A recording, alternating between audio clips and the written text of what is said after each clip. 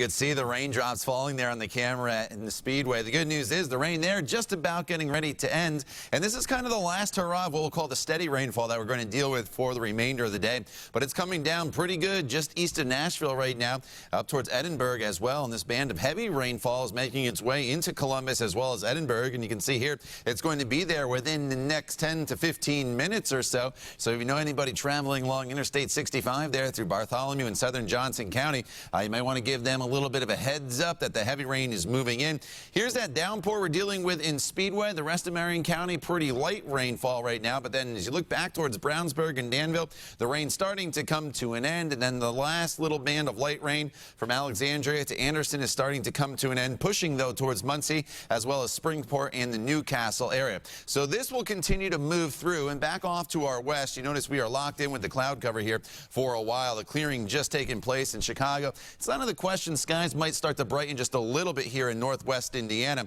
But again, all this steady rain is going to move out. And so from this point forward, we're just dealing with these isolated downpours and maybe a rumble of thunder that'll start to develop here across the afternoon. But certainly more dry hours this afternoon compared to what we saw throughout the morning hours. And as soon as the sun starts to set, most of the shower activity will quickly start to diminish. Here's another look from downtown to the north with the dreary skies. 72 is your current temperature. The winds out of the west-southwest. It's still very damp out there with the humidity well up into the 90% range. So throughout the afternoon up to 76 degrees, some spotty showers, maybe a rumble of thunder, and then throughout the evening hours, maybe heading to the State Fair or the Indians game, I don't think the rain's going to be widespread enough or heavy enough to cancel any of those plans. It's just still going to have that damp feeling with a temperature right around 77. So we've been talking about sunshine.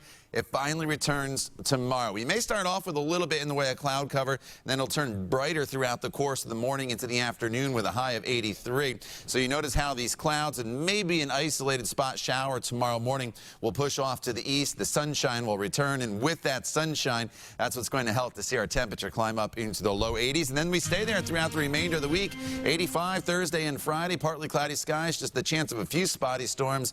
After today, the next best chance of rain mark, unfortunately, will be on Saturday.